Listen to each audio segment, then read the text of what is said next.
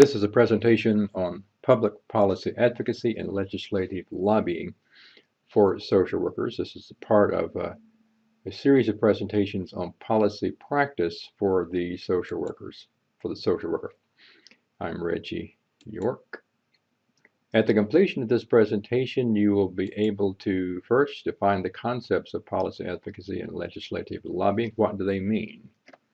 What do they look like when you see them walking down the street? Number two, articulate suggestions for advocacy messages. This is an important part of policy practice.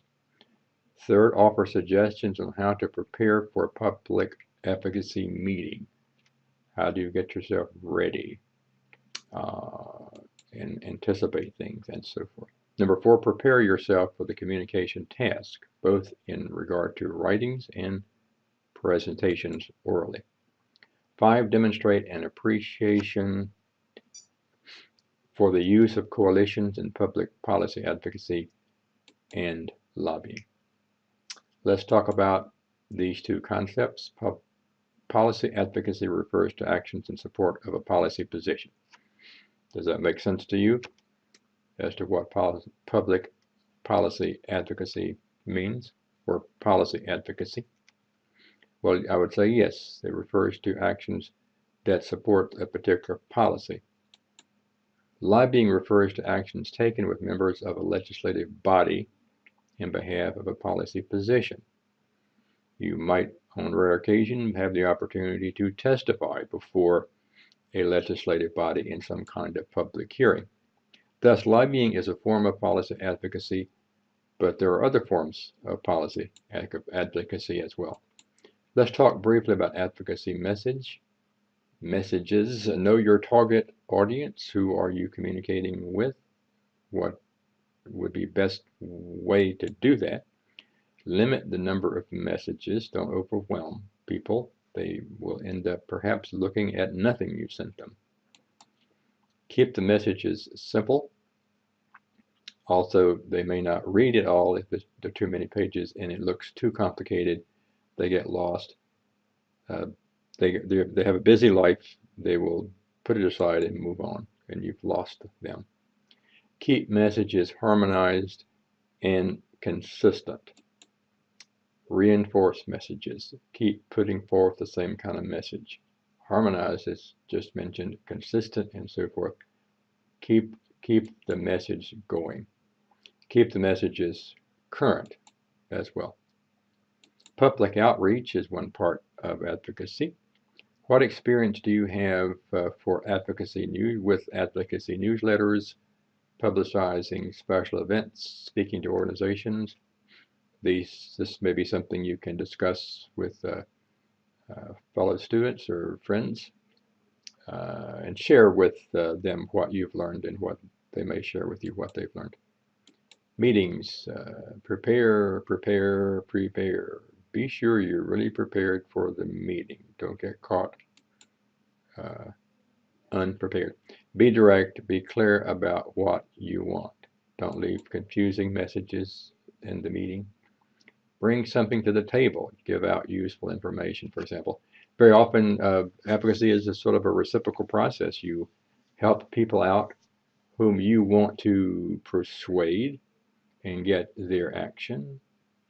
And then when you do, you have better opportunity of having favorable response from them.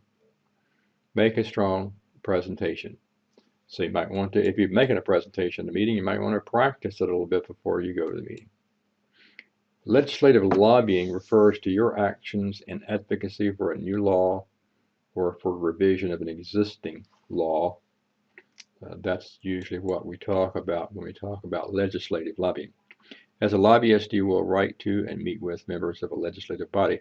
When I say a lobbyist, I don't necessarily mean a registered lobbyist who's a professional, full-time person. I mean someone who is just lobbying for your organization, such as the National Association of Social Workers, for example. As I did when I was president of that, the North Carolina chapter many decades ago. I can recall testifying before the legislature about social work licensure. You will also mobilize others to advocate with the legislature. So you Try to get as many groups as you can advocating for the same policy. Make sure they get together in what the message is and what the policy is. Among the key tasks are writing messages and meeting with others. When you lobby, you must first identify an issue for advocacy, like increased funds for child abuse prevention or improved regulation of nursing homes and so forth. Obviously, that's the first step. You must articulate a position founded on good knowledge. Have a clear position, make it based on knowledge, logic, and so forth.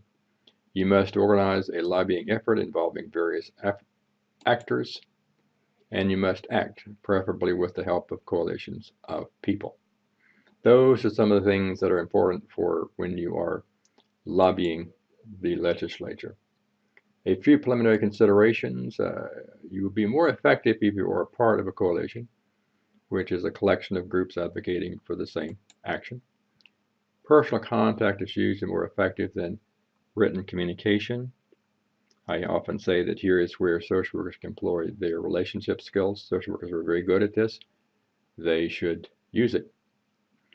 It's better to have a relationship established before you're asking for action.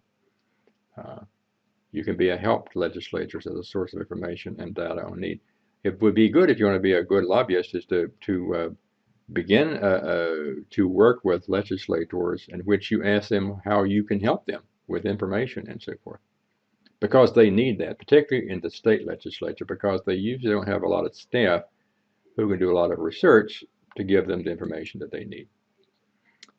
Be realistic goals and be ready for, have realistic goals and be ready for compromise is another thing to consider.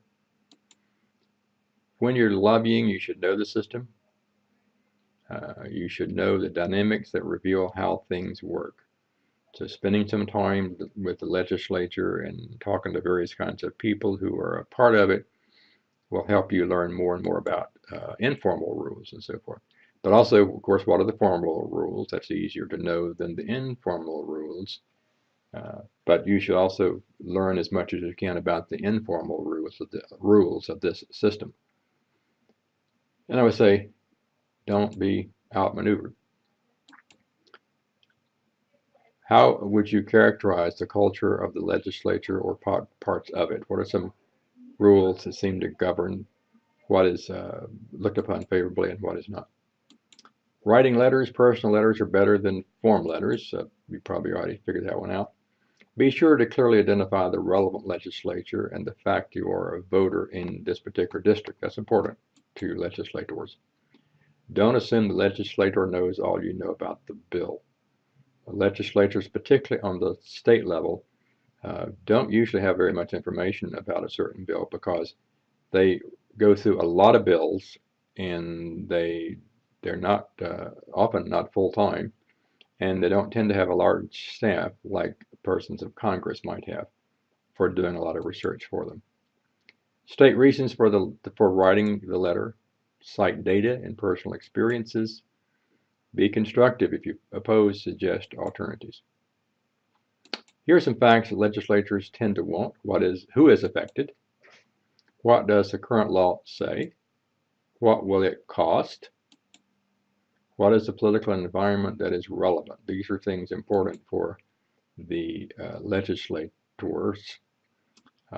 They also want well-organized data to help them. And being concise is really important there. Again, legislators on the state level will be involved with looking at a lot of different proposed laws, and they will have limited knowledge and experience with those particular laws.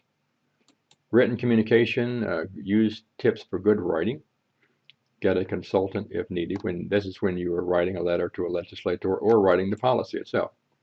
Be concise. Consider presenting information in layers of detail. So that, for example, you might present a one-page overview of everything you're going to say in your entire document. Then the person, after reading that, can move on to more complicated parts of it, and then further, and depending on how much time they have.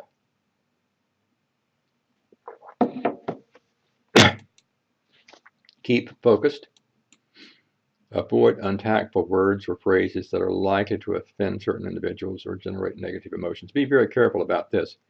You never know what kind of background a given legislator may have, or people he identifies or she identifies with, and so forth. So try to be very tactful.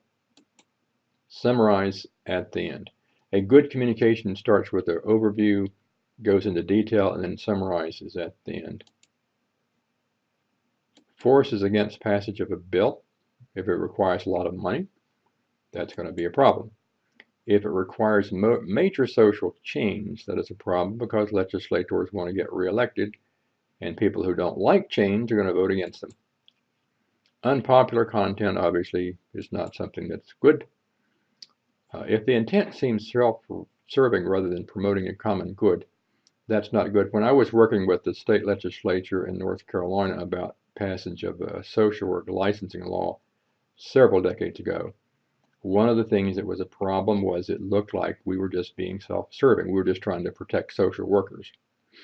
And in fact, it didn't work. And it wasn't until we decided to put focus on licensing clinical social work practice that we were successful, because we could show how a person who did clinical practice needed to be prepared for it because they could do damage to people. That was easier to present then than it was in the days when we were trying to get social work practice in its entirety something that is subject to licensure. Testimony: introduce yourself and give her credentials as an expert. Be concise in identifying your message. What is the action needed? Who will benefit? What are the consequences? And summarize at the end. Be prepared for the kinds of questions that will be asked. Think about those things before you do the testimony, and think about what questions they may ask and what would be a good answer to those questions. Persuasion: it is often useful to refer to precedents, take the moral high ground, appeal to values. These are some of the kinds of things you should do as you're communicating with legislators. Well, here's a summary now. Organize action through coalitions. Use your relationship skills. Know the system and how to use it. Communicate with precision and focus and empathy. Also, keep the high ground. That's the end of my presentation. I hope this is helpful to you.